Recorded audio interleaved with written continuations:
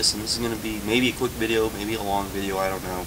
I might go ranting on some things, I don't know yet, but we'll see. The purpose of this video has to do with the fact that it has come to my attention, and same thing with Jared Moral Virus, that apparently someone put up and I can't remember the guy's name off the top of my head now. I am very sick, and I have big time medicine head at the moment, so you'll have to bear with me. That's why I haven't done a video. I've been wanting to do this for a couple days, and I just haven't felt like it with work and everything else. So, and I have orange juice, so. That said, video came to my attention. It was a response to me to, I believe, my Flare DVD review. And on that video, this gentleman was upset because apparently me and Jared went to the Pro Wrestling Report website, went to their chat room, and started havoc. Now, I will sit here and say this. I'm going to do this as a response to the Pro Wrestling Report guys. I don't know if they're watching or not, but anyways, that was not us. That was not myself. That was not Moral Virus, Jared. We did that. I don't know exactly what happened. It didn't sound like it was a pretty site, whatever it was, but that was neither of us, and it is not something that either of us would do, even though we don't necessarily agree with everything the PWR guys do. That's not kind of our style. If we were going to do something like that, we'd probably come on here and do it. But that said, and they can stop watching now, as I've been asked numerous times, because it's pretty well known that I am not a big fan of the Pro Wrestling Report and what my issues are with it. So this is probably a good chance to do that. And let me start out by saying that I don't think it's a horrible show. It is a good show. It's a very well produced show. There's no doubt about that.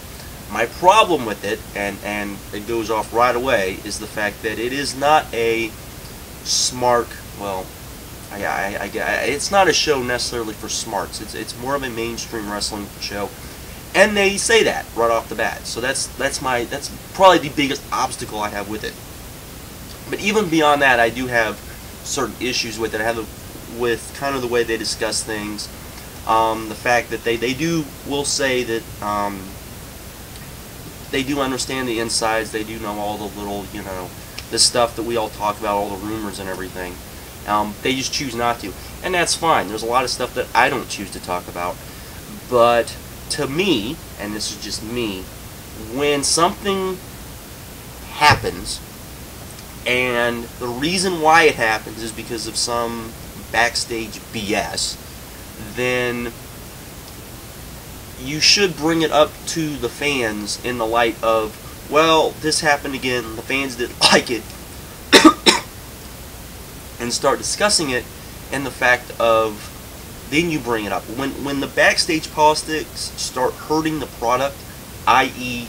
WCW, I think that at that point you do need to bring it up to an extent. Now, I have not watched their show regularly for a very long time, probably for about 6 months. So maybe they have changed that, maybe they talk a little bit more about that now. I don't know, so if anyone has, I'm just going to say that right now. My other big issue, and this is a big issue with me, and this is why I kind of got turned off of them, was I believe it was last year's No Mercy, when, I think it was No Mercy.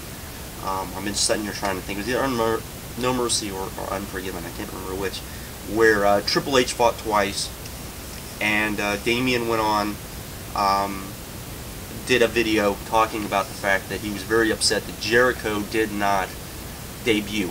And while I understand where he was coming from, I also thought that he looked a bit childish, and I did not agree with what he was saying at all, because by no means did anyone think that was going to happen, and that, you know, as far as we know, Jericho wasn't ready or anything like that. Now, that said, what made me even more upset was the fact that we moved forward to WrestleMania weekend, which this is where I have the big issue with them at, is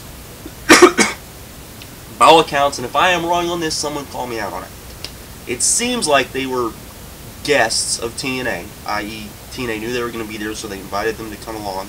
They did interviews with some of the wrestlers. And they were actually at the the live Thursday show, which was the big fiasco, if you remember. they had to turn fans away. At no point, and I watched a couple of their episodes after, did they, excuse me,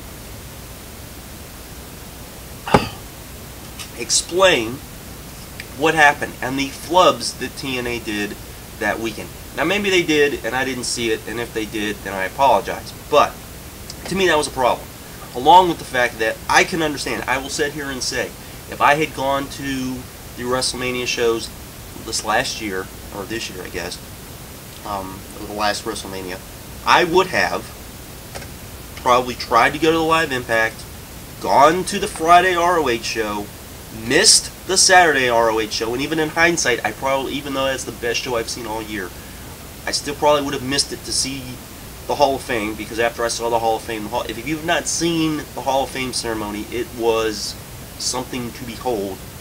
I would have missed Supercard of Honor 3.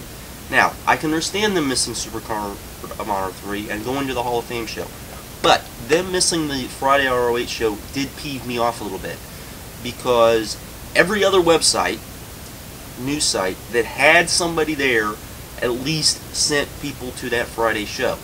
They stated, well, I believe, and again, someone can point me out if I'm wrong on this, that they said they couldn't get tickets to the show or something, or they didn't have time or something along that. To me, that did tick me off.